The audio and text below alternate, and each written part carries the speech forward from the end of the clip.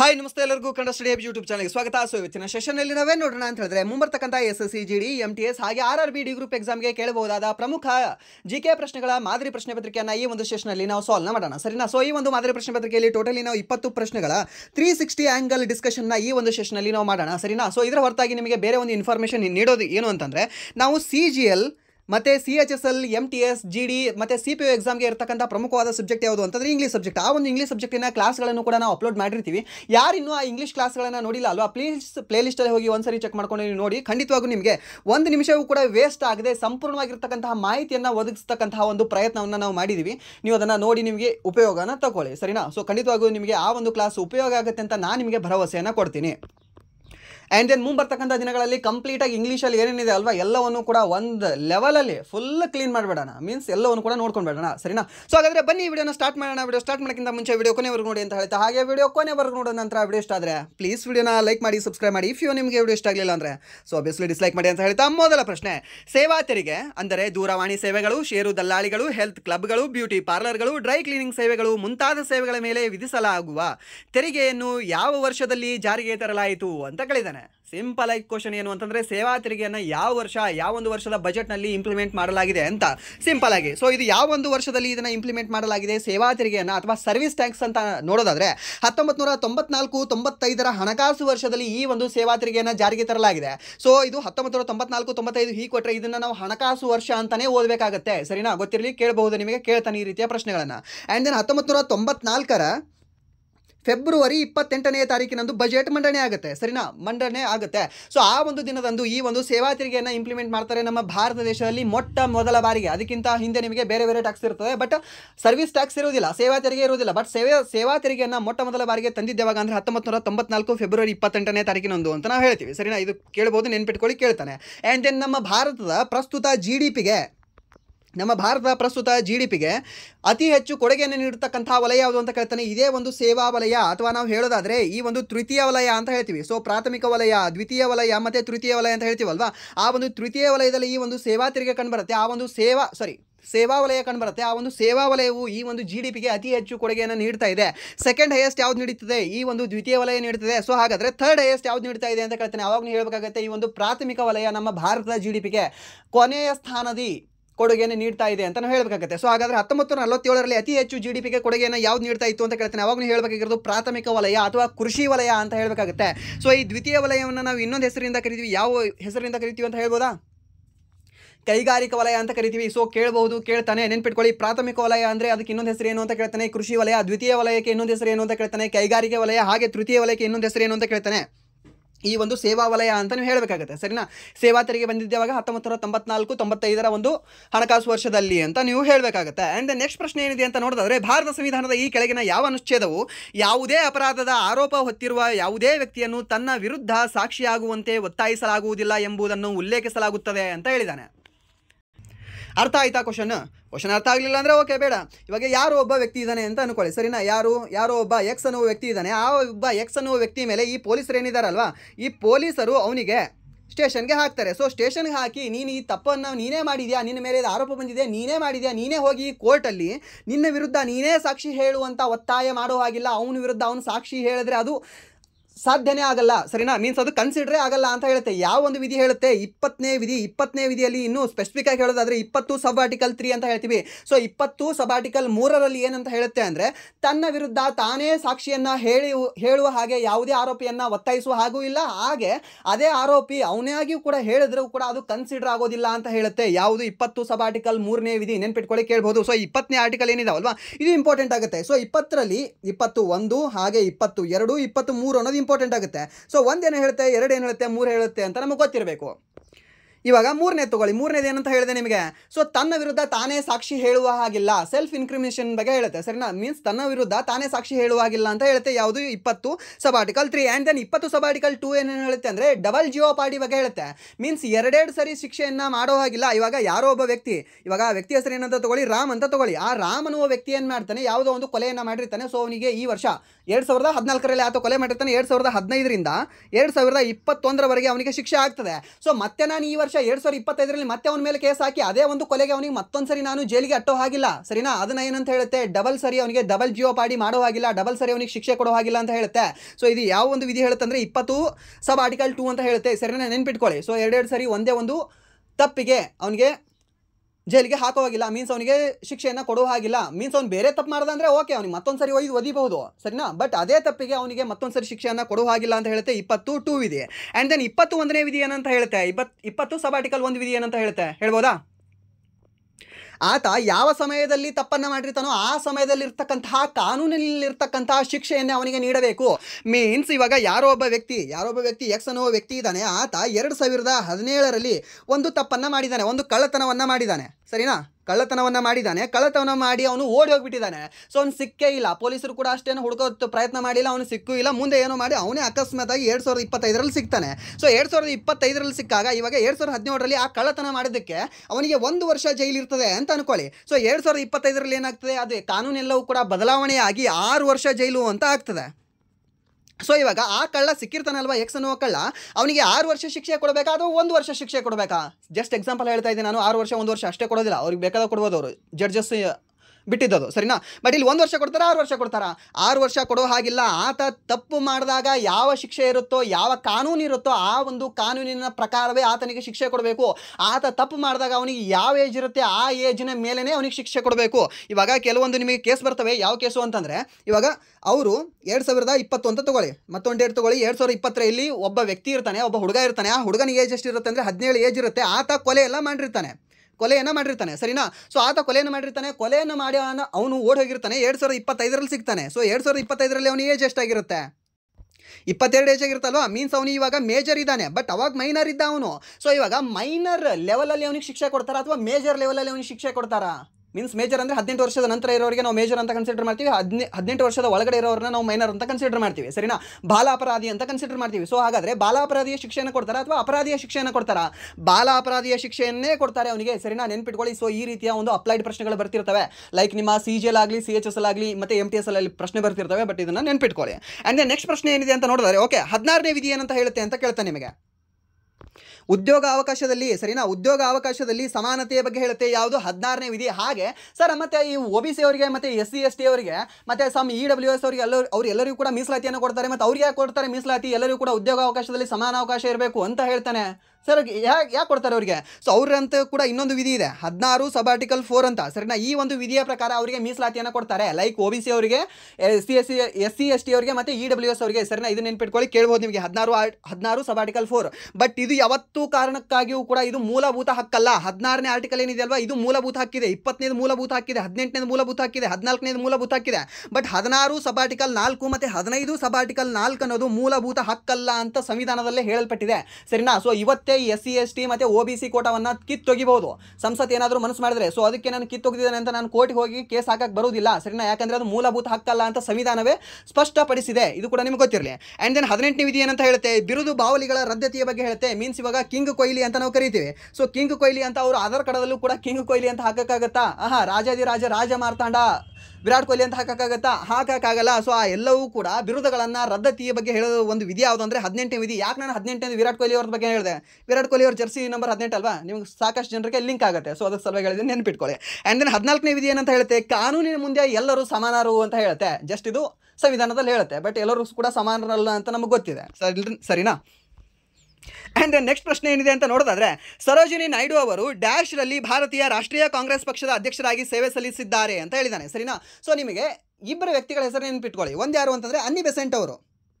1917ರಲ್ಲಿ ಮೊಟ್ಟ ಮೊದಲ ಬಾರಿಗೆ ಈ ಒಂದು ಇಂಡಿಯನ್ ನ್ಯಾಷನಲ್ ಕಾಂಗ್ರೆಸ್, ಭಾರತೀಯ ರಾಷ್ಟ್ರೀಯ ಕಾಂಗ್ರೆಸ್ನ ಅಧ್ಯಕ್ಷರಾಗಿ ಸೇವೆಯನ್ನು ಸಲ್ಲಿಸ್ತಾರೆ, ಸರಿನಾ? ಅವರು ಎಲ್ಲಿ ಅಧ್ಯಕ್ಷರಾಗಿ ಸೇವೆಯನ್ನು ಸಲ್ಲಿಸಿದ್ರು ಅಂತ ಕೇಳ್ತಾನೆ. ಮೀನ್ಸ್ ಯಾವ ಒಂದು ಪ್ರದೇಶದಲ್ಲಿ ಅವರು ಅಧ್ಯಕ್ಷರಾಗಿ ಆಯ್ಕೆಯನ್ನಾಗಿದ್ರು ಅಂತ ಕೇಳ್ತಾನೆ, ಅಥವಾ ಯಾವ ಸಮಾವೇಶದ ಅಧ್ಯಕ್ಷರಾಗಿದ್ರು ಅಂತ ಕೇಳ್ತಾನೆ. ಅವಾಗೂ ಹೇಳಬೇಕಾಗಿರೋದು ಈ ಒಂದು ಕಲ್ಕತ್ತಾ ಅಂತ. ಆ್ಯಂಡ್ ದೆನ್ ಈ ಒಂದು ಸರೋಜಿನಿ ನಾಯ್ಡು ಅವರು ಯಾವ ಒಂದು ವರ್ಷದಲ್ಲಿ ಭಾರತೀಯ ರಾಷ್ಟ್ರೀಯ ಕಾಂಗ್ರೆಸ್ನ ಅಧ್ಯಕ್ಷರಾಗಿ ಸೇವೆ ಸಲ್ಲಿಸಿದ್ರು ಅಂತ ಕೇಳ್ತಾನೆ. ಅವಾಗೂ ಹೇಳಬೇಕಾಗಿರೋದು 1925ರಲ್ಲಿ ಯಾವ ಒಂದು ಸಮ್ಮೇಳನದಲ್ಲಿ ಅಂತ ಕೇಳ್ತಾನೆ. ಅವಾಗೂ ಹೇಳಬೇಕಾಗುತ್ತೆ ಇದು ಕಾನ್ಪುರ, ಸರಿನಾ? ಕ ಅಂತ ನೆನ್ಪಿಟ್ಕೊಳ್ಳಿ, ಅಂತ ನೆನ್ಪಿಟ್ಕೊಳ್ಳಿ, ಇಬ್ಬರು ಕೂಡ ನೆನ್ಪಿಡ್ತದೆ. ಒಂದು ಯಾವುದು ಕಲ್ಕತ್ತಾ, ಇನ್ನೊಂದು ಯಾವುದು ಅಂದರೆ ಕಾನ್ಪುರ. ನಾನು ಯಾಕೆ ಹೀಗೆ ಹೇಳ್ತಿದ್ದೇನೆ ಅಂದರೆ, ಓಕೆ ನಮಗೆ ನೆನಪಿಟ್ಕೊಳ್ಳೋಕೆ ಬೇಕಷ್ಟೇ. ಸೊ ಅಲ್ಲಿ ಹೋಗಿ ನೀವು ಹೀಗೆ ಬರೀತಿದ್ದೀರಾ, ಕಕ್ಕ ಅಂತ ಬರೀತೀರಾ, ಇಲ್ಲ ನನಗೆ ನೆನಪು ಉಳಿತದೆ ಸಾಕು, ಅದು ಮೇನ್ ಇಂಪಾರ್ಟೆಂಟ್. ಸೊ ಇಲ್ಲಿ ಇನ್ನೊಂದು ನೆನಪಿಟ್ಕೊಳ್ಳಿ, ಇಲ್ಲಿ 17 ಇದೆ ಅಲ್ವಾ, 17 ಕೇಳಿ ಕೂಡಿಸ್ಬಿಡಿ 25 ಆಗುತ್ತೆ. ಸೊ ಇದು ಕೂಡ ನಿಮಗೆ ವರ್ಷ ನೆನಪು ಉಳಿತದೆ. ಇಲ್ಲ ಇದೇ ಒಂದು 24ರಲ್ಲಿ ನಮ್ಮ ಬೆಳಗಾವಿಯಲ್ಲಿ ಅಧಿವೇಶನ ನಡೀತದೆ. ಆ ಒಂದು ಅಧಿವೇಶನದ ಅಧ್ಯಕ್ಷತೆಯನ್ನು ಈ ನಮ್ಮ ಮಹಾತ್ಮ ಗಾಂಧೀಜಿಯವರು ವಹಿಸ್ಕೊಂಡಿರ್ತಾರೆ. ಸೊ ಅವರ ಜೀವನದಲ್ಲಿ ವಹಿಸ್ಕೊಂಡಿರ್ತಕ್ಕಂಥ ಮೊಟ್ಟ ಮೊದಲ ಹಾಗೆ ಕೊನೆಯ ಏಕೈಕ ಅಧಿವೇಶನ ಯಾವುದು ಅಂತಂದರೆ ಬೆಳಗಾವಿ ಅಧಿವೇಶನ 1924ರಲ್ಲಿ ಅಂತ ಹೇಳ್ತೀವಿ. ಅದರ ಆದ ನಂತರ ನೆಕ್ಸ್ಟ್ ನಡೆಯೋದೇ ಯಾವುದು ಅಂದರೆ 1925ರ ಕಾನ್ಪುರ ಅಧಿವೇಶನ. ಅಲ್ಲಿ ಅಧ್ಯಕ್ಷತೆಯನ್ನು ವಹಿಸ್ಕೊಂಡವರು ಯಾರು ಅಂದರೆ ಸರೋಜಿನಿ ನಾಯ್ಡು ಅವರು. ಸರಿನಾ, ನೆನ್ಪಿಟ್ಕೊಳ್ಳಿ, ಕೇಳ್ಬೋದು, ಕೇಳ್ತಾನೆ 1925ರಲ್ಲಿ. ಆ್ಯಂಡ್ ದೆನ್ 1931ರಲ್ಲಿ ಅಧ್ಯಕ್ಷತೆಯನ್ನು ಯಾರು ವಹಿಸ್ಕೊಂಡ್ರು ಅಂತ ಕೇಳ್ತಾನೆ. ಅವಾಗ ನೀವು ಹೇಳಬೇಕಾಗುತ್ತೆ, ಯಾರು ಹೇಳ್ಬೋದಾ? ವಲ್ಲಭಾಯಿ ಪಟೇಲ್ ಅವರು. ಸರಿನಾ, ವಲ್ಲಭಾಯಿ ಪಟೇಲ್ ಅಂತ ಹೇಳ್ತೀವಿ. ಸೊ ಇದು ಎಲ್ಲಿ ನಡೀತದೆ? ಕರಾಚಿಯಲ್ಲಿ ನಡೀತದೆ. ಕರಾಚಿ ಅಧಿವೇಶನ 1931ರಲ್ಲಿ ನಡೀತದೆ. ಈ ಒಂದು ಕಾನ್ಪುರ ಅಧಿವೇಶನ 1925ರಲ್ಲಿ ನಡೀತದೆ. 1935ರಲ್ಲಿ ಯಾವುದೇ ಅಧಿವೇಶನ ನಡೆಯುವುದಿಲ್ಲ. ಸರಿನಾ, ಇದು ಗೊತ್ತಿರಲಿ ನಿಮಗೆ, ಕೇಳಬಹುದು. ಆ್ಯಂಡ್ ನೆಕ್ಸ್ಟ್ ಪ್ರಶ್ನೆ ಏನಿದೆ ಅಂತ ನೋಡೋದಾದ್ರೆ, ಲೋಸಾರ್ ಉತ್ಸವವನ್ನು ಲಡಾಖ್ ಹಾಗೂ ಟಿಬೇಟಿಯನ್ ಸಮುದಾಯವರು ಡ್ಯಾಶ್ ದ ಹಿನ್ನೆಲೆಯಲ್ಲಿ ಆಚರಿಸುತ್ತಾರೆ ಅಂತ ಕೇಳಿದ್ದಾನೆ. ಸರಿನಾ, ಈ ಒಂದು ಲೋಸಾರ್ ಉತ್ಸವ ಏನಿದೆ ಅಲ್ವಾ, ಹೊಸ ವರ್ಷದ ಹಬ್ಬವಾಗಿ ಆಚರಣೆ ಮಾಡ್ತಾರೆ. ನಾವು ಹೊಸ ವರ್ಷದ ಹಬ್ಬವನ್ನಾಗಿ ಯಾವುದನ್ನು ಆಚರಣೆ ಮಾಡ್ತೀವಿ? ಯುಗಾದಿಯನ್ನು ಆಚರಣೆ ಮಾಡ್ತೀವಿ ತಾನೆ, ಯುಗಾದಿ. ಸೊ ಯುಗಾದಿಯನ್ನು ನಾವು ಹೊಸ ವರ್ಷವನ್ನಾಗಿ ಆಚರಣೆ ಮಾಡ್ತೀವಿ ಹಿಂದೂಗಳು. ಸೊ ಹಾಗೆ ಈ ಒಂದು ಲಡಾಖ್ ಮತ್ತು ಟಿಬೇಟಿಯನ್ ಸಮುದಾಯದವರು ಏನಿದಾರಲ್ವ, ಅವರು ಲೋಸಾರ್ ಹಬ್ಬವನ್ನು, ಲೋಸಾರ್ ಉತ್ಸವವನ್ನು ಈ ಒಂದು ಹೊಸ ವರ್ಷ ಅಂತ ಆಚರಣೆಯನ್ನು ಮಾಡ್ತಾರೆ. ಸರಿನಾ, ಹೊಸ ವರ್ಷದ ಹಬ್ಬ ಅಂತ ಆಚರಣೆ ಮಾಡ್ತಾರೆ. ಯಾವುದು? ಲೋಸಾರ್ ಹಬ್ಬವನ್ನು. ನೆನ್ಪಿಟ್ಕೊಳ್ಳಿ, ಕೇಳ್ಬೋದು, ಕೇಳ್ತಾನೆ. ಆ್ಯಂಡ್ ದೆನ್ ಈ ಒಂದು ಲೋಸಾರ್ ಹಬ್ಬ ಜಸ್ಟ್ ನಿಮಗೆ ಈ ಒಂದು ಲಡಾಖ್ ಮತ್ತು ಟಿಬೇಟಿಯನ್ ಭಾಗದಲ್ಲಿ ಮಾತ್ರ ಇದನ್ನು ಸೆಲೆಬ್ರೇಟ್ ಮಾಡೋದಿಲ್ಲ. ಇದನ್ನು ಆ್ಯಕ್ಚುಲಿ ಲಡಾಖಲ್ಲಿ, ಹಿಮಾಚಲ ಪ್ರದೇಶದಲ್ಲಿ ಮತ್ತು ಈ ಒಂದು ಸಿಕ್ಕಿಮಲ್ಲಿ ಮತ್ತು ಅರುಣಾಚಲ ಪ್ರದೇಶದಲ್ಲೂ ಕೂಡ ಈ ಒಂದು ಹಬ್ಬವನ್ನು, ಈ ಒಂದು ಉತ್ಸವವನ್ನು ಆಚರಣೆ ಮಾಡಲಾಗ್ತದೆ. ಸೊ ನಿಮಗೆ ಕೊಡಬಹುದು ಲೋಸಾರ್ ಉತ್ಸವ ಈ ಕೆಳಗಿನ ಯಾವ ರಾಜ್ಯದಲ್ಲಿ ಆಚರಣೆ ಮಾಡಲಾಗ್ತದೆ ಅಂತ. ಸೊ ನಿಮಗೆ ಅಲ್ಲಿ ಸಿಕ್ಕಿಂ ಕೊಡದೇ ಇರ್ಬೋದು, ಯಾವುದು ಹಿಮಾಚಲ ಪ್ರದೇಶ ಕೊಡದೇ ಇರ್ಬೋದು, ಮತ್ತು ಯಾವುದು ಲಡಾಖ್ ಕೊಡದೇ ಇರ್ಬೋದು. ಸೊ ಅವಾಗ ನಿಮಗೆ ಅರುಣಾಚಲ್ ಪ್ರದೇಶ ಕೊಟ್ಟಿರ್ತಾನೆ, ಅರುಣಾಚಲ ಪ್ರದೇಶ ನೀವು ಟಿಕ್ ಹಾಕಿ ಬರಬೇಕಾಗುತ್ತೆ. ಸರಿನಾ, ನೆನ್ಪಿಟ್ಕೊಳ್ಳಿ, 4 ರಾಜ್ಯಗಳಲ್ಲಿ ಇದನ್ನು ಸೆಲೆಬ್ರೇಟ್ ಮಾಡ್ತಾರೆ. ಹಾಗೆ ಈ ಒಂದು ನೇಪಾಳದಲ್ಲೂ ಕೂಡ ಈ ಒಂದು ಲೋಸಾರ್ ಉತ್ಸವವನ್ನು ಸೆಲೆಬ್ರೇಟ್ ಮಾಡ್ತಾರೆ. ಅದು ಕೂಡ ನಿಮಗೆ ಗೊತ್ತಿರಲಿ, ಕೇಳಬಹುದು. ಆ್ಯಂಡ್ ದೆನ್ ನೆಕ್ಸ್ಟ್ ಪ್ರಶ್ನೆ, ಸಾಪೇಕ್ಷ ಸಿದ್ಧಾಂತದೊಂದಿಗೆ ಡ್ಯಾಶ್ ಅವರು ಭೌತಶಾಸ್ತ್ರದ ಚಿತ್ರಣವನ್ನು ಬದಲಾಯಿಸಿದರಲ್ಲದೆ ಕ್ವಾಂಟಮ್ ಮೆಕ್ಯಾನಿಕ್ಸ್ ಸಿದ್ಧಾಂತವನ್ನು ವಿನ್ಯಾಸಗೊಳಿಸಲು ಅವರ ಈ ಸಿದ್ಧಾಂತವು ಪ್ರಮುಖವಾಗಿ ಕೊಡುಗೆ ನೀಡಿತು ಅಂತ ಹೇಳಿದ್ದಾನೆ. ಸರಿನಾ, ಸಾಪೇಕ್ಷ ಸಿದ್ಧಾಂತವನ್ನು ಕೊಟ್ಟವರು ಯಾರ್ರೀ? ಸಿಂಪಲ್ ಆಗಿ ಆಲ್ಬರ್ಟ್ ಐನ್ಸ್ಟೀನ್ ಅವರು. ಮುಗಿದೋಯ್ತು ಕ್ವಶನ್. ಆ್ಯಂಡ್ ದೆನ್ ನ್ಯೂಟನ್ನ 3 ನಿಯಮಗಳು ಗೊತ್ತಿದಾವಲ್ವಾ? 3 ನಿಯಮದಲ್ಲಿ 3ನೇ ನಿಯಮನೇ ನಮಗೆ ಜಾಸ್ತಿ ಗೊತ್ತಿರುತ್ತೆ. Every action has a equal and opposite reaction ಅಂತ. ಸರಿನಾ, ಸೊ ಏನು ಅಂದರೆ ನೀನು 1 ಕೊಟ್ಟೆ ಅಂದರೆ ನಾನು ನಿನಗೆ 2 ಕೊಡ್ತೀನಿ ಅಂತ. ಸೊ ಅದು ಯಾವ್ದು ಹೇಳ್ತದೆ ಅಂದರೆ ಇದೇ ಒಂದು 3ನೇ ನಿಯಮ ಹೇಳುತ್ತೆ, ನ್ಯೂಟನ್ನ 3ನೇ ನಿಯಮ. ಮೊದಲನೇ ನಿಯಮ ಏನು ಹೇಳುತ್ತೆ ಅಂದರೆ ಜಡತ್ವದ ನಿಯಮ ಬಗ್ಗೆ ಹೇಳುತ್ತೆ. ಬಟ್ ಜಡತ್ವದ ನಿಯಮ ಬಗ್ಗೆ ನಿಮಗೆ ಡೈರೆಕ್ಟಾಗಿ ಕೇಳೋದಿಲ್ಲ. ಜಡತ್ವದ ನಿಯಮ ಯಾವ ನಿಯಮ ಅಂತ ನ್ಯೂಟನ್ನ ಮೊದಲನೇ ನಿಯಮನೋ 2ನೇ ನಿಯಮ 3ನೇ ನಿಯಮ ಅಂತ ಕೇಳೋದಿಲ್ಲ. ಬಟ್ ಅಲ್ಲಿ ನಿಮಗೆ ಅಪ್ಲೈಡ್ ಕ್ವಶನ್ ಕೇಳ್ತಾನೆ. ಇವಾಗ ಬಸ್ಸಲ್ಲಿರ್ತಕ್ಕಂಥ ಒಬ್ಬ ವ್ಯಕ್ತಿ ಬ್ರೇಕ್ ಹಾಕಿದಾಗ ಮುಂದೆ ಹೋಗಿ ಬಡ್ಕೊಳ್ತಾನೆ, ಅವನ ಹಣೆ ಎಲ್ಲ ಒಡೆದು ಹೋಗ್ತದೆ. ಅವಾಗ ಅದು ಯಾವ ನಿಯಮ ಅಲ್ಲಿ ಕನ್ಸಿಡರ್ ಆಗ್ತದೆ ಅಂತ ಕೇಳ್ತಾನೆ. ಅವಾಗ ನೀವು ಹೇಳಬೇಕಾಗುತ್ತೆ ಜಡತ್ವದ ನಿಯಮ. ಅದು ಸೈಲೆಂಟ್ ಆಗಿರೋದು ಸೈಲೆಂಟ್ ಆಗಿ ಕೂಡುತ್ತೆ, ಯಾವುದು ವೈಲೆಂಟ್ ಆಗಿ ಓಡ್ತಾ ಇರುತ್ತೆ ಅದು ವೈಲೆಂಟ್ ಆಗಿ ಓಡ್ತಾ ಇರುತ್ತೆ ಅಂತ ನಿಮ್ಮ ಭಾಷೆಯಲ್ಲಿ ನೆನ್ಪಿಟ್ಕೊಳ್ಳಿ ಸಾಕು ಅದಕ್ಕೆ.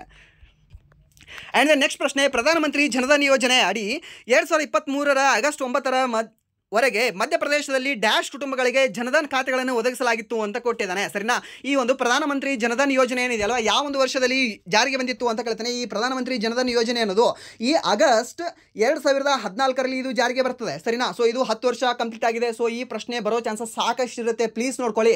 ನೀವು MTS ಎಕ್ಸಾಮ್ ಬರೆಯೋರಿದ್ರು ನೋಡ್ಕೊಳ್ಳಿ, RRB ಡಿ ಗ್ರೂಪ್ ಎಕ್ಸಾಮ್ ಬರೆಯೋರಿದ್ರು ನೋಡ್ಕೊಳ್ಳಿ, CHSL CGL and then GD exam ಯಾರಾದರೂ ಇರಲಿ ಇದನ್ನು ನೋಡ್ಕೊಂಡು ಹೋಗಿ. ಯಾಕಂದರೆ 10 ವರ್ಷ ಕಂಪ್ಲೀಟ್ ಆಗಿದೆ, ಈ ಪ್ರಶ್ನೆ ಬರೋ ಚಾನ್ಸಸ್ ಸಾಕಷ್ಟು ಇರುತ್ತೆ. ಸೊ ಇದು 2023ರಲ್ಲಿ 100%, 100% ಕುಟುಂಬಗಳು ಜನಧನ್ ಖಾತೆಗಳನ್ನು ಒದಗಿಸಲಾಗಿದೆ. ಯಾವ ಒಂದು ರಾಜ್ಯದಲ್ಲಿ? ಮಧ್ಯಪ್ರದೇಶ ರಾಜ್ಯದಲ್ಲಿ. ಸರಿನಾ, ಇಷ್ಟು ಗೊತ್ತಿರಲಿ ಸಾಕು ನಿಮಗೆ. ಆ್ಯಂಡ್ ದೆನ್ ನೆಕ್ಸ್ಟ್ ಪ್ರಶ್ನೆ ಏನಿದೆ ಅಂತ ನೋಡೋದಾದ್ರೆ,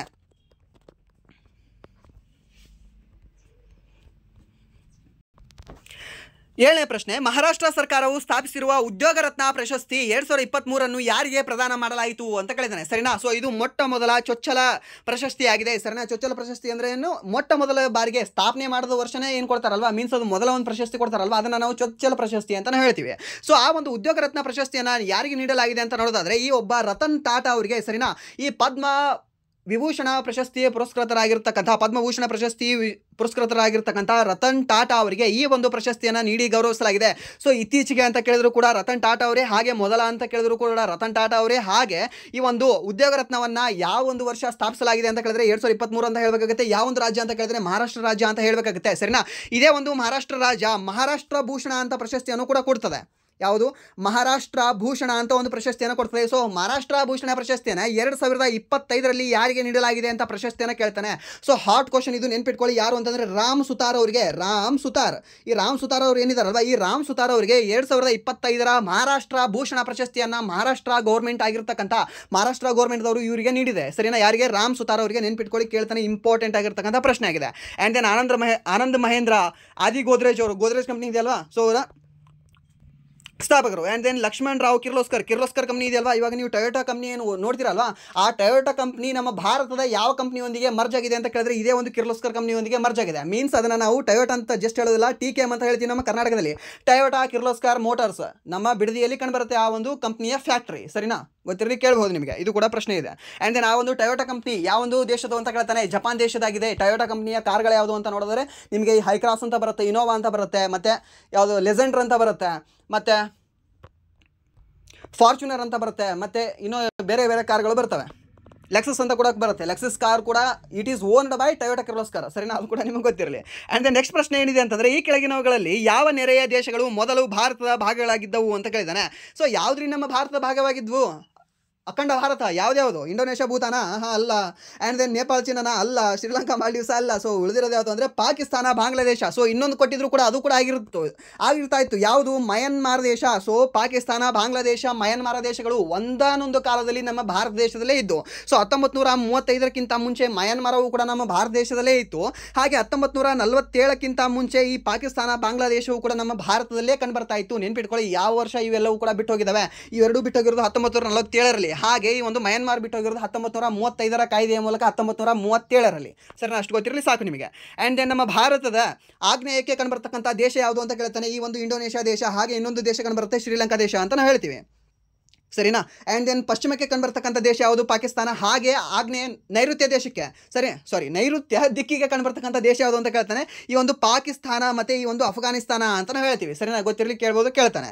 ಆ್ಯಂಡ್ ದೆನ್ ನೆಕ್ಸ್ಟ್ ಪ್ರಶ್ನೆ, ಯಾವ ರಾಜ್ಯದ ಮುಖ್ಯಮಂತ್ರಿಯವರು ತಮ್ಮ ರಾಜ್ಯದ ಮಹಿಳೆಯರ ಸಬಲೀಕರಣದ ಉದ್ದೇಶದಿಂದ ಕಲೈಂಜರ್ ಮಗಳೀರ್ ಉರುಮೈ ತೊಗಿತಿಟ್ಟಂ ಎಂಬ ಉಪಕ್ರಮವನ್ನು ಪ್ರಾರಂಭಿಸಿದ್ದಾರೆ ಅಂತ ಕೇಳಿದ್ದಾನೆ. ಸರಿನಾ? ಸೊ ಇದು ಹೆಸರು ನೋಡಿದ್ರೆ ನೀವು ಹೇಳ್ಬೋದು ಯಾವುದು ತಮಿಳ್ ವರ್ಡ್ ಇದ್ದಾವೆ ಅಂತ. ಸರಿನಾ? ವರ್ಡನ್ನು ನೋಡಿದ್ರೆ ನಿಮ್ಗೆ ಗೊತ್ತಾಗುತ್ತೆ. ತಮಿಳಿಗ ವೆಟ್ರಿ ಕಳಗಮ್ ಅದು ಕೂಡ ನಿಮ್ಗೆ ಗೊತ್ತಿದೆ ಅಲ್ವಾ. ಸೊ ಇದೇನಿದೆ ಅಂದರೆ ತಮಿಳ್ ವರ್ಡ್ಸ್ಗಳು ಕಂಡುಬರ್ತವೆ. ಸೊ ಕೇರಳ ಒಂದು ಸ್ವಲ್ಪ ಮಲಯಾಳಿ ನಿಮಗೆ ಮಿಕ್ಸ್ ಅನಿಸ್ಬೋದು, ಬಟ್ ಮಲಯಾಳಂ ಇಲ್ಲ ಅಲ್ಲಿ. ಅಮ್ಮ ಅಂದರೆ ಎಲ್ಲವೂ ಕೂಡ ಅದು ಮಲಯಾಳಿ ಅಲ್ಲ. ಸೊ ಇದು ಕಲೈಂಜರ್ ಮಗಳೀರ್ ಉರಿಮೈ ತೊಗೈ ತಿಟ್ಟಂ ಅನ್ನೋದು ಈ ಒಂದು ತಮಿಳು ವರ್ಡ್ ಆಗಿದೆ. ಸೊ ಇದು ತಂದಿರತಕ್ಕಂಥ ಒಂದು ರಾಜ್ಯ ಯಾವುದು ಅಂತ ನೋಡಿದ್ರೆ ತಮಿಳುನಾಡು ರಾಜ್ಯ ಈ ಒಂದು ಯೋಜನೆಯನ್ನು ತಂದಿದೆ. ಸರಿನಾ? ಇದು ಕೂಡ ಗೊತ್ತಿರಲಿ, ಕೇಳ್ಬೋದು ನಿಮಗೆ. ಆ್ಯಂಡ್ ದೆನ್ ರೀಸೆಂಟಾಗಿ ಹೆಣ್ಣು ಮಕ್ಕಳಿಗಾಗಿ ಈ ಒಂದು ತ್ರಿಪುರಾ ರಾಜ್ಯವು ಕೂಡ 2 ಸ್ಕೀಮ್ಗಳನ್ನು ತಂದಿದೆ. ಹಾಗೆ ಈ ಅಸ್ಸಾಂ ರಾಜ್ಯ ಒಂದು ಸ್ಕೀಮನ್ನು ತಂದಿದೆ, ಮತ್ತು ಬೆಹನ್ ಸ್ಕೀಮ್ ಯಾರು ನಮ್ಮ ಮಹಾರಾಷ್ಟ್ರದವರು ತಂದಿದ್ದಾರೆ. ಸರಿನಾ? ಅದು ಕೂಡ ನಿಮಗೆ ಗೊತ್ತಿರಲಿ. ಆ್ಯಂಡ್ ದೆನ್ ನೆಕ್ಸ್ಟ್ ಪ್ರಶ್ನೆ, ಯಾವ ಕ್ರೀಡೆಯಲ್ಲಿ ಪಾಲ್ಗೊಳ್ಳುವವರನ್ನು ಪ್ಯೂಜಲಿಸ್ಟ್ ಎಂದು ಕರೆಯಲಾಗುತ್ತದೆ ಅಂತ ಕೇಳಿದ್ದಾನೆ. ಸರಿನಾ? ಇದು MTS question, GD question, CHSL question ಇದು. ಹಾಗೆ RRB ಕ್ವಶನ್ ಕೂಡ ಹೌದಿದು. ಯಾವುದು? ಪ್ಯೂಜಲಿಸ್ಟ್ ಅನ್ನೋದು. ಪ್ಯೂಜಲಿಸ್ಟ್ ಅಂತ ಯಾರನ್ನ ಕರಿತೀವಿ ಅಂದರೆ ಈ ಬಾಕ್ಸಿಂಗಲ್ಲಿ ಏನು ಪಾರ್ಟಿಸಿಪೇಟ್ ಮಾಡ್ತಿರ್ತಾರಲ್ವಾ, ಆ ಪಾರ್ಟಿಸಿಪೇಟ್ ಮಾಡುವ ಇಬ್ಬರನ್ನು ಕೂಡ ನಾವು ಫ್ಯೂಜಲಿಸ್ಟ್ ಅಂತ ಕರಿತೀವಿ. ಸರಿನಾ? ನೆನ್ಪಿಟ್ಕೊಳ್ಳಿ. ಸೊ ಎಷ್ಟು ಜನ ಭಾಗವಹಿಸ್ತಾರೆ ಈ ಒಂದು ಬಾಕ್ಸಿಂಗಲ್ಲಿ ಅಂತಂದರೆ ಒಬ್ಬೊಬ್ಬರು ಭಾಗವಹಿಸ್ತಾರೆ ತಲಾ ಒಂದು ತಂಡದಿಂದ. ಸರಿನಾ? ನಾನೊಬ್ಬ ಅಂದರೆ ಅಪೋಸಿಟ್ ಒಬ್ಬರು ಇರ್ತಾರೆ. ಸೊ ಇಲ್ಲಿ ಒಬ್ಬೊಬ್ಬರು ಭಾಗವಹಿಸ್ತಾರೆ ಅಂತ ಹೇಳಬಹುದಾಗುತ್ತೆ. ಸೊ ಈ ಒಂದು ಬಾಕ್ಸಿಂಗಲ್ಲಿ ಎಷ್ಟು ಜನ ಭಾಗವಹಿಸ್ತಾರೆ ಅಂತ ಕೇಳಿದ್ರೆ ಅವಾಗ ಒಬ್ಬರೇ ಅಂತ ಹೇಳಬೇಕಾಗುತ್ತೆ. ಟೋಟಲ್ ಕೇಳಿದ್ರೆ ಇಬ್ಬರು. ಕ್ರಿಕೆಟಲ್ಲಿ ಎಷ್ಟು 11 ಜನ, 22 ಅಂತ ನಾವು ಹೇಳಲ್ಲ ಅಲ್ವಾ. ಸೊ ಹಾಗೆ ಸೊ ಇಲ್ಲಿ ಕೂಡ ಒಬ್ಬರೇ ಅಂತ ಹೇಳಬೇಕಾಗುತ್ತೆ. ಚೆಸ್ಸಲ್ಲಿ ಎಷ್ಟು ಜನ? ಒಬ್ಬರೇ. ಸರಿನಾ? ಅದು ಕೂಡ ನಿಮಗೆ ಗೊತ್ತಿರಲಿ. ಆ್ಯಂಡ್ ದೆನ್ ನೆಕ್ಸ್ಟ್ ಪ್ರಶ್ನೆ, ಹಾಕಿ ಅಂತ ಬಂತು. ಹಾಕಿ ಅಂದರೆ ಯಾಕೋ ಹೇಳಬೇಕು ಅಲ್ಲ, ಕರೆಂಟ್ ಅಫೇರ್ಸ್ ರಿಲೇಟೆಡ್. ಹಾಕಿ ಅಂದರೆ ಏನು ಅಂದರೆ ಈ ಒಂದು ವರ್ಷ 2025ರ ಏಷ್ಯಾ ಹಾಕಿ ಚಾಂಪಿಯನ್ಶಿಪ್ಪನ್ನು ಯಾವ ದೇಶ ಗೆದ್ದುಕೊಂಡಿದೆ ಅಂತ ಕೇಳ್ತಾನೆ. ಯಾವಾಗ ನಾವು ಹೇಳಬೇಕಾಗಿರೋದು ಇಂಡಿಯಾ ದೇಶ. ಯಾವ ಒಂದು ದೇಶವನ್ನು ಸೋಲಿಸಿ ನಮ್ಮ ಭಾರತ ದೇಶ ಈ ಒಂದು ಏಷ್ಯಾ ಹಾಕಿ ಚಾಂಪಿಯನ್ಶಿಪ್ ಪ್ರಶಸ್ತಿಯನ್ನು ತನ್ನ ಮುಡಿಗೆ 4ನೇ ಬಾರಿಗೆ ಏರಿಸಿಕೊಂಡಿದೆ ಅಂತ ಕೇಳ್ತಾನೆ. ಯಾವಾಗ ನೀವು ಹೇಳಬೇಕಾಗಿರೋದು ಎಷ್ಟು ಅಂದರೆ ಈ ಒಂದು ಸೌತ್ ಕೊರಿಯಾವನ್ನು ಸೋಲಿಸಿ 4ನೇ ಒಂದು ಕಿರೀಟವನ್ನು ತನ್ನ ಮುಡಿಗೇರಿಸಿಕೊಂಡಿದೆ. ಸರಿನಾ? ಸೊ ದಿಲ್ಪ್ರೀತ್ ಸಿಂಗ್ ಅನ್ನೋರು ಈ ಒಂದು ಮ್ಯಾನ್ ಆಫ್ ದ ಮ್ಯಾಚ್ ಆಗಿದ್ದಾರೆ ನೋಡಿ. ಸರಿನಾ? 2 ಗೋಲ್ಗಳನ್ನು ಹೊಡೆದು ಅವರೇ ಈ ಒಂದು ನಮ್ಮ ಭಾರತ ತಂಡವನ್ನು ವಿನ್ ಮಾಡಿಸಿದ್ದಾರೆ. ಸೊ ಹಾಗಾದರೆ 4 ಸಾರಿ ಇದು ವಿನ್ ಆಗಿತ್ತು ಅಂತ ಹೇಳಿದೆ. ಸೊ ಹಾಗಾದರೆ ಯಾವ ವರ್ಷ ವಿನ್ ಆಗಿತ್ತು? 2003ರಲ್ಲಿ, 2007ರಲ್ಲಿ, ಮತ್ತು 2017ರಲ್ಲಿ, ಆ್ಯಂಡ್ ದೆನ್ 2023ರಲ್ಲಿ. 2003, 2003, 2007, 2017 ಆ್ಯಂಡ್ ದೆನ್ 2022 ಅಂತ ಬರುತ್ತೆ, ಸರಿನಾ. ಸೊ ಈ ಒಂದು 4 ವರ್ಷ ಇದು ಪಡೆದುಕೊಂಡಿದೆ. ಯಾವುದು? ಏಷ್ಯಾ ಹಾಕಿ ಚಾಂಪಿಯನ್ಶಿಪ್. ಅದನ್ನು ಕೂಡ ನೆನ್ಪಿಟ್ಕೊಳ್ಳಿ, ಕೇಳ್ಬೋದು. ಇದು ಎಲ್ಲಿ ನಡೆದಿದೆ ಅಂತ ಕೇಳ್ತಾನೆ. ಇದು ರಾಜಗೀರದಲ್ಲಿ ನಡೆದಿದೆ. ರಾಜಗೀರಲ್ಲಿ ಕಂಡು ಬರುತ್ತೆ, ಬಿಹಾರದಲ್ಲಿ ಕಂಡು ಬರುತ್ತೆ. ಆ್ಯಂಡ್ ದೆನ್ ಇದು ಮೆನ್ಸ್ದಾಯಿತು. ಬಟ್ ವುಮೆನ್ಸಲ್ಲಿ ಎಲ್ಲಿ ನಡೀತಾ ಇದೆ ಇವಾಗ? ವುಮೆನ್ಸ್ ಏಷ್ಯನ್ ಹಾಕಿ ಚಾಂಪಿಯನ್ಶಿಪ್ ನಡೀತಾ ಇರೋದು ಹಾಂಗ್ಝೋವಲ್ಲಿ. ಹಾಂಗ್ಝೋವಲ್ಲಿ ಕಂಡು ಬರುತ್ತೆ, ಚೀನಾದಲ್ಲಿ ಕಂಡು ಬರುತ್ತೆ, ಸರಿನಾ. ಸೊ ನಾವು ಕೂಡ ಫೈನಲ್ಗೆ ಸೂಪರ್ 4ಗೆ ತಲುಪಿದ್ದೀವಿ. ಸೊ ನೆಕ್ಸ್ಟ್ ಇನ್ನು 2 ಡೇಸ್ ನಂತರ ಮೇ ಬಿ ವೆನಸ್ಡೇ ಏನೋ ಮ್ಯಾಚ್ ಇದೆ ಅನಿಸುತ್ತೆ, ನೋಡಿ ನೀವು, ಸರಿನಾ. ಸೊ ಚೆನ್ನಾಗಿರುತ್ತೆ, ಮ್ಯಾಚ್ ನೋಡ್ಕೊಳ್ಳಿ, ಇಂಪಾರ್ಟೆಂಟ್ ಇದೆ, ನೆನ್ಪಿಟ್ಕೊಳ್ಳಿ. ಆ್ಯಂಡ್ ದೆನ್ ಈ ಒಂದು ಟೆನ್ನಿಸಲ್ಲಿ ನಿಮಗೆ ರೀಸೆಂಟಾಗಿ US ಓಪನ್ನ ಗೆದ್ದಿರ್ತಕ್ಕಂಥ ವ್ಯಕ್ತಿ ಯಾರು ಅಂತ ಕೇಳ್ತಾನೆ. ಕಾರ್ಲಸ್ ಅಲ್ಕರಾಜ್ ಅವರು ಪುರುಷ ವಿಭಾಗದಲ್ಲಿ ಗೆದ್ದಿದ್ದಾರೆ. ಹಾಗೆ ಅರೇನಾ ಸಬೆಲಂಕಾ ಅವರು ಮಹಿಳಾ ವಿಭಾಗದಲ್ಲಿ ಈ ಒಂದು US ಓಪನ್ ಟೆನ್ನಿಸ್ ಟೂರ್ನಿಯನ್ನು ಗೆದ್ದಿದ್ದಾರೆ, ಸರಿನಾ. ಸೊ ಈ ಗೆದ್ದಿರ್ತಕ್ಕಂಥ ವ್ಯಕ್ತಿಗಳಿಗೆ ಎಷ್ಟು ಅವಾರ್ಡ್ ಇದೆ ಗೊತ್ತಾ? ಎಷ್ಟಿದೆ? 44 ಕೋಟಿ ಇದೆ. ಇಂಡಿಯನ್ ರುಪೀಸಲ್ಲಿ 44 ಕೋಟಿ ರೂಪಾಯಿ ಇದೆ. ಸೊ ಆಟ ಆಡೋರು ಎಲ್ಲರೂ ಕೂಡ ಹಾಳ ಹೋಗ್ತಾರೆ, ಆಟ ಆಡಬೇಡಿ, ಓದ್ರಿ ಅಂತ ಹೇಳ್ತಿರ್ತಾರೆ ಗೊತ್ತಾ. ಸೊ ದೊಡ್ಡವರು ಅವ್ರು ಯಾರು ಇರ್ತಾರೆ ಅವರಿಗೆ ಈ ಒಂದು ಕಾರ್ಲಸ್ ಅಲ್ಕರಾಜ್ ಮತ್ತು ಈ ಅರೇನಾ ಸಬೆಲೆಂಕಾ ಅವರು ಫೋಟೋ ತೋರಿಸಿ 44 ಕೋಟಿ ರೂಪಾಯಿ ಗೆದ್ದಿದೆ ನೋಡಿ ಬರೀ ಒಂದು 15 ದಿನದಲ್ಲಿ ಅಂತ ಹೇಳಿ ನೀವು, ಸರಿನಾ. ಆ್ಯಂಡ್ ದ ನೆಕ್ಸ್ಟ್ ಪ್ರಶ್ನೆ, ಭಾರತೀಯ ಸಂವಿಧಾನದಲ್ಲಿರುವ ಈ ಕೆಳಗಿನ ಯಾವ ಅನುಚ್ಛೇದವು ಭಾರತೀಯ ಹಣಕಾಸು ಆಯೋಗಕ್ಕೆ ಸಂಬಂಧಿಸಿದೆ ಅಂತ ಕೇಳಿದ್ದಾನೆ. ಹಣಕಾಸು ಆಯೋಗ ಅಂತ ಕೇಳಿದ್ರೆ 280 ವಿಧಿ, ಕಣ್ಣು ಮುಚ್ಚಿ ಹಾಕಬೇಕಷ್ಟೇ. 280ನೇ ವಿಧಿ ಯಾವುದು? ಹಣಕಾಸು ಆಯೋಗಕ್ಕೆ. 260 ಅಷ್ಟೇನು ಇಂಪಾರ್ಟೆಂಟ್ ಇಲ್ಲ, 290 ಇಲ್ಲ, 270 ಇಲ್ಲ, ಕೇಳೋದು ಇಲ್ಲ, ಅದು ನೆನ್ಪಿಟ್ಕೊಳ್ಬೇಡಿ. ಆ್ಯಂಡ್ ನೆಕ್ಸ್ಟ್ ಪ್ರಶ್ನೆ ಏನಿದೆ ಅಂತಂದರೆ, ಭಾರತದ ಕ್ರೀಡಾ ವ್ಯಕ್ತಿಯಾದ ಅನಕಾ ಅಲಂಕಮೋನಿ ಅವರು ಯಾವ ಕ್ರೀಡೆಯನ್ನು ಆಡುತ್ತಾರೆ ಅಂತ ಕೇಳಿದಾನೆ, ಸರಿನಾ. ಈ ಅನಕಾ ಅಲಂಕಮೋನಿ ಅವರು ಯಾವ ಕ್ರೀಡೆನ ಆಡ್ತಾರೆ ಅಂದರೆ ಸ್ಕ್ವಾಷ್ನ ಆಡ್ತಾರೆ. ಈ ಒಂದು ಸ್ಕ್ವಾಷ್ಗೆ ಸಂಬಂಧಪಟ್ಟಿರ್ತಕ್ಕಂಥ ಇನ್ನೊಬ್ಬ ವ್ಯಕ್ತಿ ಇದ್ದಾರೆ, ಯಾರು ಅಂದರೆ ಅನಾಹುತ್ ಸಿಂಗನವರು, ಸರಿನಾ. ಅನಾಹತ್ ಅಲ್ಲ, ಅನಾಹತ್ ಸಿಂಗನವರು. ಸೊ ಇವರು ಅತಿ ಕಿರಿಯ ವ್ಯಕ್ತಿ. ಈ ಒಂದು ಕಾಮನ್ವೆಲ್ತ್ನಲ್ಲಿ ಸ್ಕ್ವಾಷ್ನ ಗೋಲ್ಡ್ ಪದಕವನ್ನು ಗೆದ್ದಿರ್ತಕ್ಕಂಥ ಅತಿ ಕಿರಿಯ ವ್ಯಕ್ತಿ, ನಮ್ಮ ಭಾರತ ಕಿರಿಯ ವ್ಯಕ್ತಿ ಯಾರು ಅಂದರೆ ಇದೇ ಅನಾಹತ್ ಸಿಂಗ್ ಅವರು, ಸರಿನಾ. ಸೊ ಹೆಸರು ಹೇಗೆ ಅನಾಹತ್ ಇದೆ, ಇವರು ಕೂಡ ಕೆಟ್ಟ ಅನಾಹುತ್ ಇದ್ದಾರೆ. ಸೊ ಸ್ಕ್ವಾಷಲ್ಲಿ ಅವಾರ್ಡ್ಗಳನ್ನು ತಂದೆ ತರ್ತಾ ಇದ್ದಾರೆ, ನೆನಪಿಟ್ಟುಕೊಳ್ಳಿ. ಅನಾಹುತ್ ಸಿಂಗ್ ಅಂದರೆ ಸ್ಕ್ವಾಷ್ ಮುಂದಿನ ಒಬ್ಬ ಗ್ರೇಟ್ ಲೆಜೆಂಡ್ ಅಂತ ಹೇಳ್ಬೋದು, ಗೋಟ್ ಅಂತ ಹೇಳ್ಬೋದು ಈ ಒಂದು ಸ್ಕ್ವಾಷಲ್ಲಿ, ಸರಿನಾ. ನೆನ್ಪಿಟ್ಕೊಳ್ಳಿ, ಕೇಳ್ಬೋದು.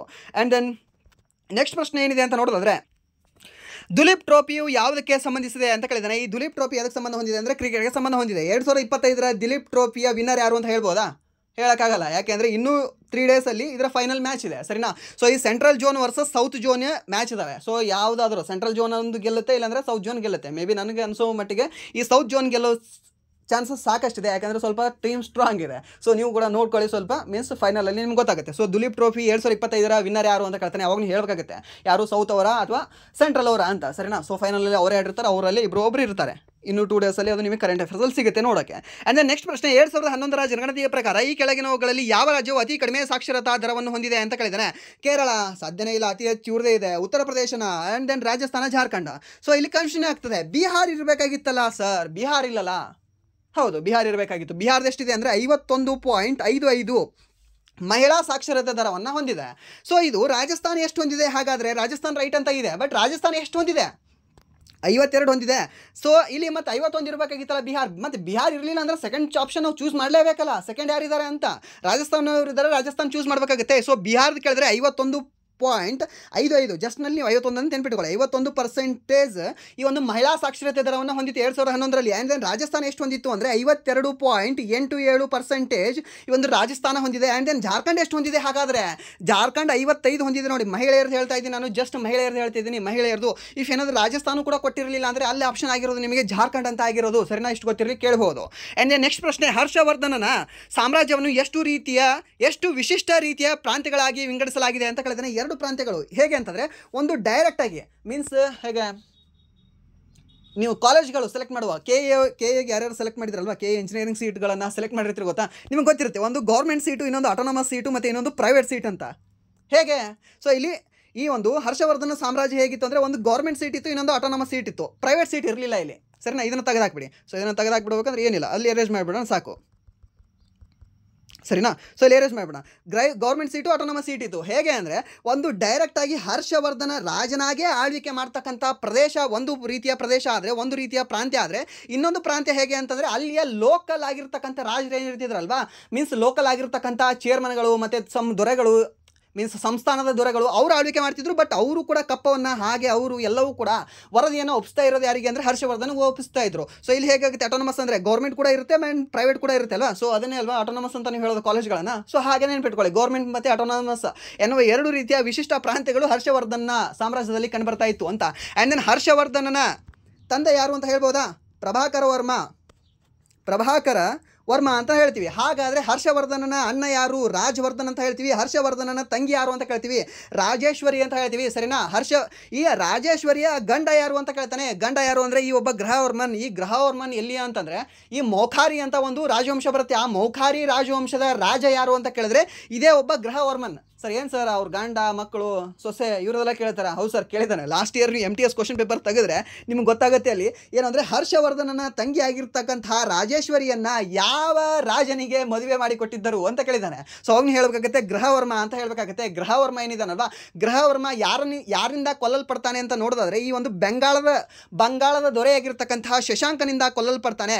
ಸೊ ಈ ಒಬ್ಬ ಹರ್ಷವರ್ಧನ ಈ ಒಂದು ಶಶಾಂಕನನ್ನು ಯಾರ ಹೆಲ್ಪಿನಿಂದ ಕೊಂದ ಅಂತ ಕೇಳ್ತಾನೆ? ಕಾಮರೂಪದ ದೊರೆಯಾಗಿರ್ತಕ್ಕಂತಹ ಭಾಸ್ಕರ ವರ್ಮನ ಸಹಾಯದಿಂದ ಈ ಒಬ್ಬ ಶಶಾಂಕನಿಂದ ಹರ್ಷವರ್ಧನ ಕೊಲ್ತಾನೆ. ಸರಿನಾ? ಗೊತ್ತಿರಲಿ, ಕೇಳ್ಬೋದು ಸ್ವಲ್ಪ.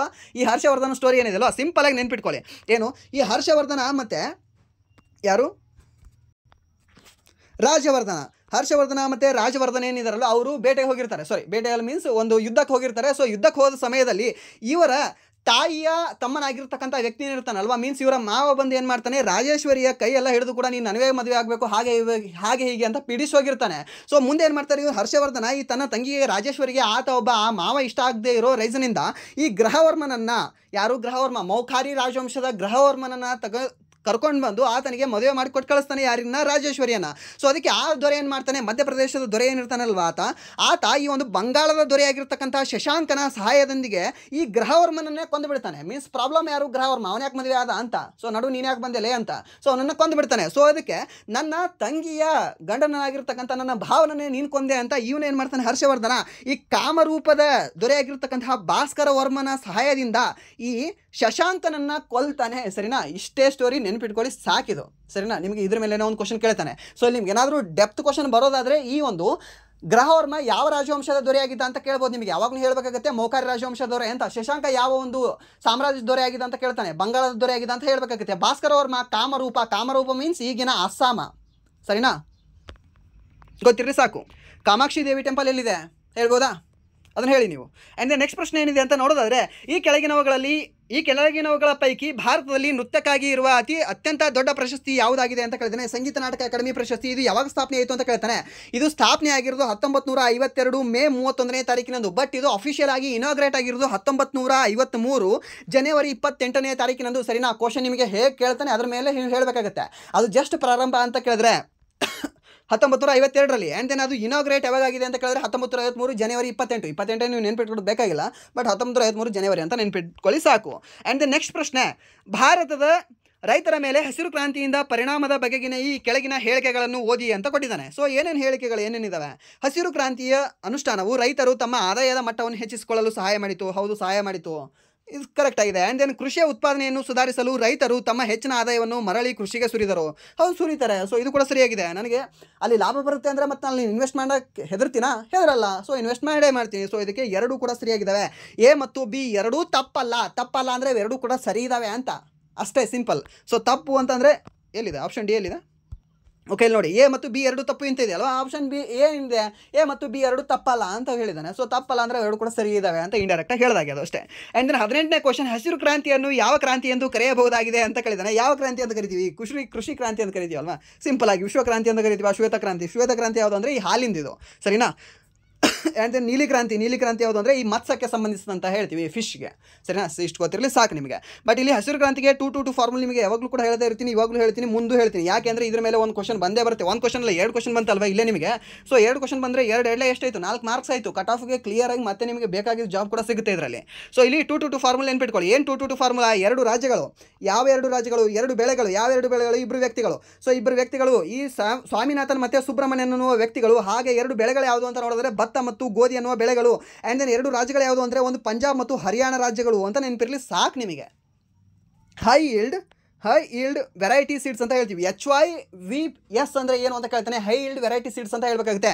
ಅಥವಾ ಎಸ್ ಬದಲಾಗಿ ಪಿ ಕೊಟ್ಟರೆ ಅಂದರೆ ಅಲ್ಲಿ ಪ್ರೋಗ್ರಾಮ್ ಅಂತ ಹೇಳಬೇಕಾಗುತ್ತೆ. ಹೈ ಈಲ್ಡ್ ವೆರೈಟಿ ಪ್ರೋಗ್ರಾಮ್ ಅಂತ ಹೇಳಬೇಕಾಗುತ್ತೆ. ಸಾಕು, ಇಷ್ಟ ಕೇಳ್ತಾನೆ. ಸರಿನಾ? ಹಸಿರು ಕ್ರಾಂತಿಯ ಮೇಲೆ ನೀವು ಎಕ್ಸ್ಟ್ರಾ ಓದ್ಕೊಳ್ಳು ಹೋಗಬೇಡಿ, ನಿಮಗೆ ಅವ್ನು ಕೇಳೋದು ಇಲ್ಲ. ಸಿಂಪಲ್ ಆಗಿ ಕ್ವಶನ್ ಕೇಳ್ತಾನೆ, 2 ಮಾರ್ಕ್ಸ್ ಬಂದುಬಿಡುತ್ತೆ, ನೆನ್ಪಿಟ್ಕೊಳ್ಳಿ ಸಾಕು. ಆ್ಯಂಡ್ ದೆನ್ ನೆಕ್ಸ್ಟ್ ಪ್ರಶ್ನೆ ಏನಿದೆ ಅಂತ ನೋಡೋದಾದರೆ, ಉಸ್ತಾದ್ ಬಿಸ್ಮಿಲ್ಲಾ ಖಾನ್ ಅವರು ಯಾವ ವಾದನಕ್ಕೆ ಹೆಸರುವಾಸಿಯಾಗಿದ್ದಾರೆ ಅಂತ ಕೇಳಿದರೆ ಉಸ್ತಾದ್ ಬಿಸ್ಮಿಲ್ಲಾ ಖಾನ್ ಅವರು ಯಾವುದಕ್ಕೆ ಶಹನಾಯಿಗೆ, ಸರಿನಾ. ಬಿಸ್ಮಿಲ್ಲಾ ಖಾನ್ ಅಂತ ಹೆಸರು ಬಂದರೆ ಸಾಕು ನಿಮಗೆ ಶಹನಾಯಿ ಅಂತ ಗೊತ್ತಾಗಬೇಕು ಸಾಕು. ಆ್ಯಂಡ್ ದೆನ್ ಹಾರ್ಮೋನಿಯಂ, ತಬಲಾ ಮತ್ತು ಡೋಲು ಇದಕ್ಕೆ ಅದು ಕೂಡ ಸಂಬಂಧ ಹೊಂದಿಲ್ಲ ಅವರು ಬಿಸ್ಮಿಲ್ಲಾ ಖಾನ್ ಅವರು. ಇಲ್ಲಿ ತಬಲಾಗೆ ಅಂತ ಹೇಳೋದಾದರೆ ನಾವು ಜಾಕಿರ್ ಹುಸೇನ್ ಅವರು ಅಂತ ಹೇಳ್ತೀವಿ, ಸರಿನಾ. ಹಾಗೆ ಅಲ್ಲಾವುದ್ದೀನ್ ರಖಾ ಅಂತಲೇ ಹೇಳ್ತೀವಿ, ಅಲ್ಲಾ ರಖಾ ಅಂತ. ಈ ಅಲ್ಲಾ ರಖಾ ಅವರು ಕೂಡ ಯಾರ ಗುರುಗಳು ಅಂದರೆ ಈ ಒಂದು ಜಾಕಿರ್ ಹುಸೇನ್ ಅವರ ಗುರುಗಳು. ಅವರು ಕೂಡ ತಬಲಾವನ್ನೇ ನುಡಿಸ್ತಾ ಇದ್ರು. ಇದು ಕೂಡ ಇಂಪಾರ್ಟೆಂಟ್ ಇದೆ, ನೆನ್ಪಿಟ್ಕೊಳ್ಳಿ. ಕೇಳ್ತಾನೆ ಇಂಪಾರ್ಟೆಂಟ್ ಇದೆ. ಆ್ಯಂಡ್ ದೆನ್ ಈ ಒಂದು ಕ್ಲಾಸಿನ ಕೊನೆಯ ಪ್ರಶ್ನೆ ಯಾವುದಾಗಿದೆ ಅಂತ ನೋಡೋದಾದರೆ ಲಾವಣಿಯು ಈ ಕೆಳಗಿನವುಗಳಲ್ಲಿ ಯಾವ ರಾಜ್ಯಕ್ಕೆ ಸೇರಿದ ನೃತ್ಯ ಪ್ರಕಾರವಾಗಿದೆ ಅಂತ ಕೇಳಿದ್ದೇನೆ. ನಮ್ಮ ಭಾಯ್ ಯಾರು? ಮಹಾರಾಷ್ಟ್ರ, ಸರಿನಾ. ಮಹಾರಾಷ್ಟ್ರದ ಒಂದು ರಾಜ್ಯದಲ್ಲಿ ಕಂಡುಬರ್ತಕ್ಕಂಥ ಒಂದು ನೃತ್ಯ ಯಾವುದು ಅಂತ ನೋಡೋದಾದರೆ, ಒಂದು ಸಂಗೀತದ ಪ್ರಕಾರ ಯಾವುದು ಅಂತ ನೋಡೋದಾದರೆ ಈ ಒಂದು ಲಾವಣಿ ನೃತ್ಯ ಅಂತ ಹೇಳ್ತೀವಿ, ಸರಿನಾ. ಸೊ ನಿಮಗೆ ಒಂದು ಪ್ರಶ್ನೆ ಕೇಳಿದ್ದ ಯಾವ ಎಕ್ಸಾಮಲ್ಲಿ ಅಂತ ಎಕ್ಸಾಕ್ಟ್ ನೆನಪಿಲ್ಲ. ಲಾವಣಿ ನೃತ್ಯವನ್ನು ಯಾವ ಬುಡಕಟ್ಟು ಜನಾಂಗದವರು ಆಚರಿಸುತ್ತಾರೆ ಅಂತ ಕೇಳಿದ್ದ, ಸರಿನಾ. ಸೊ ನಿಮ್ಗೆ ಗೊತ್ತಿರಲಿ ಇದಕ್ಕೆ ಆನ್ಸರ್ ಏನು ಅಂದರೆ ಯಾವುದೇ ನಿರ್ದಿಷ್ಟವಾಗಿರ್ತಕ್ಕಂಥ ಬುಡಕಟ್ಟು ಜನಾಂಗ ಇದನ್ನು ಆಚರಣೆ ಮಾಡಲ್ಲ ಲಾವಣಿಯನ್ನು. ಸೊ ಲಾವಣಿಯನ್ನು ನನ್ ಆಫ್ ದೆಮ್ ಅಂತ ಎಲ್ಲರೂ ಕೂಡ ಮಹಾರಾಷ್ಟ್ರದಲ್ಲಿ ಇರ್ತಕ್ಕಂಥ ಎಲ್ಲರೂ ಕೂಡ ಇದನ್ನು ಸೆಲೆಬ್ರೇಟ್ ಮಾಡ್ತಾರೆ, ಯಾವುದು ಲಾವಣಿಯನ್ನು, ಸರಿನಾ. ಲಾವಣಿ ನೃತ್ಯವನ್ನು ಎಲ್ಲರೂ ಕೂಡ ಮಾಡ್ತಾರೆ. ನಿರ್ದಿಷ್ಟವಾದ ಯಾವುದೇ ಒಂದು ಬುಡಕಟ್ಟು ಜನಾಂಗ ಇದನ್ನು ಮಾಡಲ್ಲ, ಇಷ್ಟು ಗೊತ್ತಿರಲಿ ನಿಮಗೆ, ಕೇಳಬಹುದು. ಆ್ಯಂಡ್ ದೆನ್ ಮಧ್ಯಪ್ರದೇಶದಲ್ಲಿ ಗೊಂಡರು ಮತ್ತು ಈ ಒಂದು ಯಾರು ಕಂಡು ಬರ್ತಾರೆ? ಬಿಲ್ಲರು ಕಂಡು ಬರ್ತಾರೆ. ಆ್ಯಂಡ್ ದೆನ್ ತಮಿಳುನಾಡಲ್ಲಿ ರೀಸೆಂಟಾಗಿ ಗ್ಲಾಸ್ ಬ್ರಿಡ್ಜ್ ಆಗಿದೆ, ಅದು ಕೂಡ ನೆನ್ಪಿಟ್ಕೊಳ್ಳಿ. ಆ್ಯಂಡ್ ದೆನ್ ಅಸ್ಸಾಮಲ್ಲಿ AI ಅಂಕಿತಾ ಎನ್ನುವ ಒಂದು ಪೋರ್ಟಲ್ ಕೂಡ ಸ್ಥಾಪನೆ ಆಗಿದೆ, ಮೀನ್ಸ್ ಒಂದು ರೋಬೋಟ್ ಕೂಡ ಅಲ್ಲಿ ಬಂದಿದೆ, ಯಾವುದು AI ಅಂಕಿತ ಅನ್ನೋದು, ಅದು ಕೂಡ ನಿಮ್ಗೆ ಗೊತ್ತಿರಲಿ ಸಾಕು. ಆ್ಯಂಡ್ ದೆನ್ ಸ್ವತಃ ತನ್ನದೇ ರಾಜ್ಯದ ಒಂದು ಸ್ವತಃ ಸ್ಯಾಟಲೈಟನ್ನು ಹೊಂದಿರತಕ್ಕಂಥ ಏಕೈಕ ರಾಜ್ಯ ಯಾವುದು ಅಂತ ಕೇಳ್ತಾನೆ, ಅದು ಕೂಡ ಅಸ್ಸಾಂ ರಾಜ್ಯದ ಮುಖ್ಯಮಂತ್ರಿ ಯಾರು ಅಂತ ಕೇಳ್ತಾನೆ, ಹೇಮಂತ್ ಬಿಸ್ವಾ ಶರ್ಮಾ ಅಂತ ಹೇಳಬೇಕಾಗುತ್ತೆ, ಅದು ಕೂಡ ಗೊತ್ತಿರಲಿ, ನೆನ್ಪಿಟ್ಕೊಳ್ಳಿ, ಸರಿನಾ. ಆ್ಯಂಡ್ ದೆನ್ ಅಲ್ಲಿಯ ಗವರ್ನರ್ ಯಾರು ಅಂತ ಕೇಳ್ತಾನೆ, ಲಕ್ಷ್ಮಣ ಆಚಾರ್ಯ ಅಂತ ಬರ್ತಾರೆ, ಸರಿನಾ. ಸೊ ಇದಾಗಿತ್ತು ಇಲ್ಲಿಯವರೆಗೆ RRB NTPC ಕ್ಷಮಿಸಿ SSC GD MTS ಮತ್ತು RRB ಗ್ರೂಪ್ ಎಕ್ಸಾಮಿನ ಪ್ರಮುಖವಾಗಿರ್ತಕ್ಕಂಥ ಮಾಡೆಲ್ ಪ್ರಶ್ನೆ ಪತ್ರಿಕೆಯ ಪ್ರಮುಖ ಎಜಿಕೆ ಪ್ರಶ್ನೆಗಳು. ಸೊ ಇಲ್ಲಿವರೆಗೂ ವಿಡಿಯೋ ನೋಡೋದಕ್ಕಾಗಿ ಫಸ್ಟ್ ಆಫ್ ಆಲ್ ಧನ್ಯವಾದಗಳು. ಹಾಗೆ ಇಲ್ಲಿವರೆಗೂ ವಿಡಿಯೋ ನೋಡಿ ಏನಾದರೂ ನಿಮಗೆ ವಿಡಿಯೋ ಇಷ್ಟ ಆಗಿದ್ರೆ ಪ್ಲೀಸ್ ವಿಡಿಯೋನ ಲೈಕ್ ಮಾಡಿ, ಸಬ್ಸ್ಕ್ರೈಬ್ ಮಾಡಿ. ಇಫ್ ನಿಮಗೆ ವಿಡಿಯೋ ಇಷ್ಟ ಆಗಲ್ಲ ಅಂದರೆ ಆಬ್ವಿಯಸ್ಲಿ ಡಿಸ್ಲೈಕ್ ಮಾಡಿ ಅಂತ ಹೇಳ್ತಾ, ಹಾಗೆ ನಿಮಗೆ ಇನ್ನೊಂದು ಸರಿ ನೆನಪು ಮಾಡ್ತಾ ಇದ್ದೀನಿ, ಇಂಗ್ಲೀಷ್ ಕ್ಲಾಸನ್ನು ಯಾರು ಇನ್ನೂ ನೋಡಿಲ್ಲ ಅಲ್ವಾ, ಪ್ಲೀಸ್ ನೀವು ಪ್ಲೇಲಿಸ್ಟಲ್ಲಿ ಹೋಗಿ ಇಂಗ್ಲೀಷ್ ಕ್ಲಾಸ್ಗಳನ್ನು ನೋಡ್ಕೊಳ್ಳಿ, ನಿಮಗೆ ಖಂಡಿತವಾಗಿಯೂ ಅದು ಉಪಯೋಗ ಆಗುತ್ತೆ ಅಂತ ನಾನು ನಿಮಗೆ ಭರವಸೆನ ಕೊಡ್ತೀನಿ. ಸೊ ಒನ್ಸ್ ಅಗೇನ್ ಧನ್ಯವಾದಗಳು.